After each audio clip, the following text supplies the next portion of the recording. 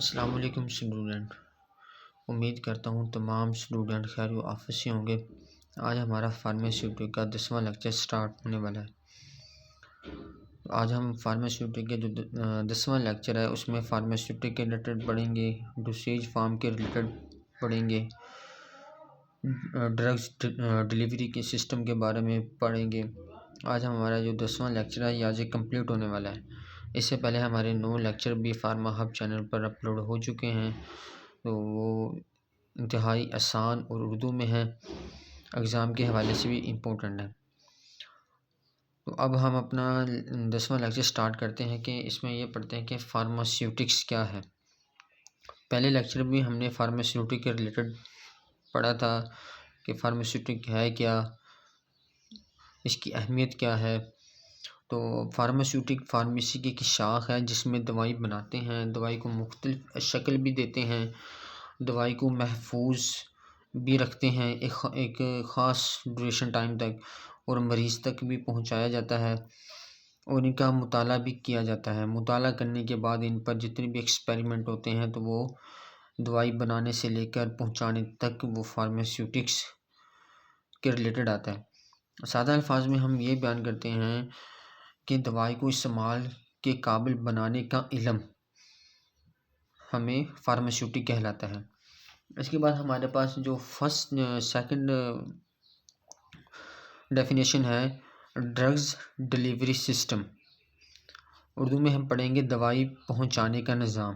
Drug delivery system وہ مکمل نظام جس کے ذریعے دوائی جسم میں داخل ہو کر مطلوبہ جگہ تک پہنچتی ہے، اسے دوائی پہنچانے کا نظام کہتے ہیں۔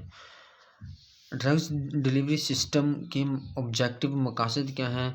اس کے مقاصد یہ ہیں کہ دوا صحیح جگہ تک پہنچے، سائیڈ ایفیکٹس کم ہوں اور دوا ایسا اثر کرے، اسے دوائی پہنچانے کا نظام کہتے ہیں۔ اب ہم سمپل ڈائیگرام کے ریلیٹڈ پڑھیں گے۔ اس کے ڈائیگرام کیا ہے؟ ڈائیگرام یہ ہے کہ اثر، خون جذب ہونا، استعمال، دوائی کی شکل، یہاں سے لے کر دوائی پہنچانے کے نظام تک اور اثر کرنے تک دوائی پہنچانے کے نظام کہتے ہیں۔ اس کے بعد ہمارے پاس ہے وضاحت۔ دوائی پہنچانے کا جو نظام ہے اس کی وضاحت کی ایکسپلینیشن کے بارے میں پڑھیں گے۔ گولی کھانے کے بعد معدے میں حل ہوتی ہے، خون میں شامل ہوتی ہے، پھر بیماریوں والی جہاں بیماری ہو، جہاں کوئی سائیڈ افیکٹ ہو، وہاں پر دوائی اثر کرتی ہے تو وہ اس بیماری کو ختم کرتی ہے۔ اس کے بعد ہمارے پاس ہے ڈوسیج فارم، دوائی کی شکل یا اشکال، یعنی ان کو کس انداز میں بنایا جاتا ہے۔ ان کو ٹھوس میں بھی رکھا جاتا ہے، مائع میں بھی رکھا جاتا ہے، لیکوڈ میں بھی رکھا جاتا ہے، تو اسے دوائی کی شکل کہتے ہیں۔ وہ شکل جس میں دوائی مریض کو دی جاتی ہے اسے دوائی کی شکل یا ڈوسیج فارم کہتے ہیں۔ اس کی اقسام کائنڈز کیا ہیں؟ دوائی کی شکل میں بہت سی اقسام ہیں، ٹھوس، سولڈ۔ جب بھی ہم کوئی دوائی لیتے ہیں تو ڈاکٹر جس مرض کے لیے بھی ہم دوائیں لیں تو اس میں گولیاں شامل ہوتی ہیں، کیپسول ہوتا ہے، تو یہ ہمیں ٹھوس میں ملتی ہیں۔ اس کے بعد ہمارے پاس مائع ہے، لیکوڈ میں ہوتا ہے، سیرپ ہوتا ہے، سسپینشن ہوتا ہے، تو اس میں کھانسی کا سیرپ ہیڈرلین ایک مائع میں ہوتا ہے، کالپول سیرپ، بروفن سیرپ، یہ مائع میں ہوتے ہیں۔ اس کے بعد جو نرم ہے سیمی سولڈ کریم ہوتی ہیں، مرم ہوتی ہیں زخموں وغیرہ پر لگانے کے لیے، چہرے کی رنگ کو گورا کرنے کے لیے، تو اسے سیمی سولڈ کہتے ہیں۔ اس کے بعد گیسیس ہوتے ہیں، گیسیس انہیلر، یعنی انہیلر ہمارے پاس مریض پیشنٹ جتنے بھی آتے ہیں وہ پمپ وغیرہ کے استعمال کرتے ہیں، ان میں انہیلر ہوتا ہے، جیسے کمبیویر ہو تو اس کے مطابق ان میں انہیلر میں ڈال کر یہ استعمال کرتے ہیں، انہیل کرتے ہیں، تو ان سے ان کے لیے آسانی ہوتی ہے۔ اس کے بعد سگنیفیکنٹ، اہمیت کیا ہے؟ صحیح مقدار دینا، مریض کے لیے آسانی ہے، دوا کو خراب ہونے سے بچانا۔ اس کے بعد ہمارے پاس جو چوتھی ڈیفینیشن ہے، فورتھ ڈیفینیشن ہے، وہ ہے ڈرگز ایکٹیو انگریڈینٹ، دوائی یا فعال جزو۔ دوائی وہ مادہ ہے جو بیماری کا علاج کرے یا علامات کو کم کرے، جبکہ فعال و جزو وہ اصل حصہ ہوتا ہے جو دوا میں شامل ہو کر حقیقی علاج کا کام انجام دیتا ہے۔ دوائی وہ مادہ ہے جو بیماری کا علاج کرے یا علامات کو کم کرے، ٹھیک ہے، جبکہ فعال جزو وہ اصل حصہ ہوتا ہے جو دوا میں شامل ہو کر حقیقی علاج کا کام انجام دیتا ہے۔ اسے فعال جزو یا ڈرگز ایکٹیو انگریڈینٹ کہتے ہیں۔ اس کے بعد ہمارے پاس مثالیں ہیں، ایگزامپل ہیں: پیراسیٹامول بخار اور درد وغیرہ، اینٹی بایوٹک انفیکشن کو ختم کرنا۔ خصوصیات کیا ہوتی ہیں؟ پراپرٹیز خصوصیات ہوتی ہیں، اس میں خصوصیات کا مطلب یہ ہوتی ہے کہ اس میں پوٹینسی، طاقت، حل پذیر اور استحکام، تو یہ ہمارے پاس ان کی خصوصیات ہیں۔ ہمارے پاس اس کے بعد ہے 5ویں ڈیفینیشن ہے دوائی علاجی مادہ، یعنی علاج کے لیے جو مادہ استعمال ہوتے ہیں، اس لیے میڈیکیمنٹ یا میڈیکل ایجنٹ کہتے ہیں۔ میڈیکیمنٹ یا میڈیکل ایجنٹ وہ مادہ ہوتا ہے جو بیماری کے علاج، روک تھام یا علامات کو کم کرنے کے لیے استعمال کیا جاتا ہے، اسے میڈیکل ایجنٹ کہتے ہیں۔ وہ مادہ ہوتا ہے جو بیماری کے علاج، روک تھام یا علامات کو کم کرنے کے لیے استعمال کیا جاتا ہے، اسے میڈیکل ایجنٹ بھی کہتے ہیں، میڈیکمنٹ بھی کہتے ہیں۔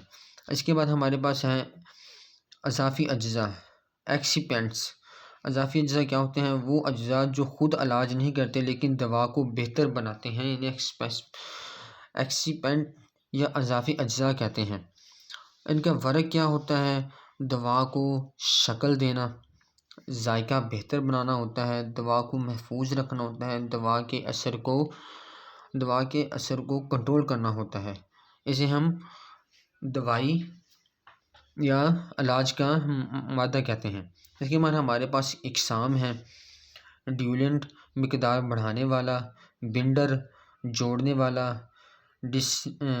ڈسنٹیگرینٹ توڑنے والا، لوبریکنٹ چکنا کرنے والا جزو، یہ ان کی اقسام ہیں۔ اس کے بعد ہمارے پاس آ جاتے ہیں میڈیم ویکل، وہ مائع جس میں دوا کو حل کیا جاتا ہے، اسے ویکل یا میڈیم کہتے ہیں۔ مثالیں، ایگزامپل: پانی، سیرپ، تیل، یہ میڈیم وہ مائع ہے جس میں دوا کو حل کیا جاتا ہے۔ کام کیا کرتا ہے؟ دوا کو حل کرنا، آسانی سے استعمال کروانا، دوا کو مستحکم رکھنا، یہ میڈیم ویکل کہلاتے ہیں۔ اس کے بعد آتا ہمارے پاس ٹائپس آ جاتی ہیں: ڈیولنٹ مقدار بڑھانے والا، وہ مادہ جو دوا کی مقدار بڑھانے کے لیے شامل کیا جاتا ہے، ڈیولنٹ یا مقدار بڑھانے والا مادہ کہتے ہیں۔ کیوں ضروری ہے؟ ہاؤ اٹ از امپورٹنٹ، اصل دوا بہت کم مقدار میں ہوتی ہے، گولی بنانے کے لیے زیادہ حجم چاہیے ہوتا ہے۔ اس کے بعد ہمارے پاس اگزامپل ہیں، مثالیں ہیں: لیکٹوز ہے اور نشاستہ ہے۔ ہمارے پاس جو 9th ڈیفینیشن ہے بنڈر جوڑنے والا، وہ مادہ جو پاؤڈر کو جوڑ کر گولی بناتا ہے، وہ مادہ جو پاؤڈر کو جوڑ کر گولی بناتا ہے، اسے ہم بنڈر کہتے ہیں، جوڑنے والا کہتے ہیں۔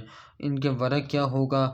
گولی کو مضبوط بناتا ہے، ٹوٹنے سے بچاتا ہے۔ یہ تمام چیزیں میڈیسن کو بنانے کے لیے استعمال کی جاتی ہیں تاکہ وہ کوئی خاص مدت تک وہ ٹوٹے بھی نہ اور ان کا اثر بھی صحیح ہو اور مریض کو وہ جلدی بھی سیٹ کریں، ان کو یعنی جتنی بھی ڈیزیں وہ ختم ہو جائیں۔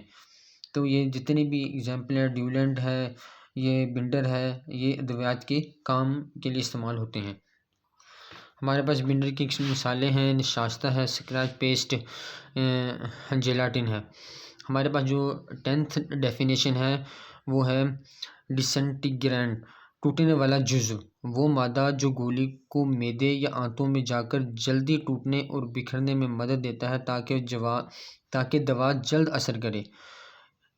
ڈسنٹیگرینٹ ٹوٹنے والا جزو، وہ مادہ جو گولی کو معدے یا آنتوں میں جا کر جلدی ٹوٹنے اور بکھرنے میں مدد دیتا ہے تاکہ دوا جلد اثر کرے، اسے ٹوٹنے والا جزو کہتے ہیں۔ ہمارے پاس ہے جو ڈیفینیشن ہے 11ویں ڈیفینیشن ہے چکنا کرنے والا جزو، لوبریکنٹ کہتے ہیں اسے۔ چکنا کرنے والا جزو، وہ مادہ جو گولی بنانے کے دوران مشین اور یا پاؤڈر کے درمیان رگڑ کو کم کرتا ہے تاکہ گولی آسانی سے بن سکے اور مشین کے ساتھ نہ چپکے، اسے ہم چکنا کرنے والا جزو کہتے ہیں۔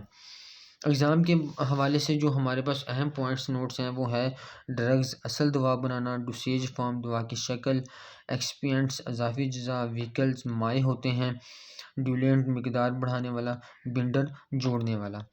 تو تمام اسٹوڈنٹ آج کا ہمارا یہ لیکچر تھا ڈرگس کے متعلق، ڈوسیج فارم کو ان کو کیسے شکلیں دی جاتی ہیں، کیسے بنایا جاتا ہے، کتنی مدت تک انہیں اس طریقے سے بنایا جاتا ہے کہ دوا بالکل ٹھیک رہے اور محفوظ بھی رہے۔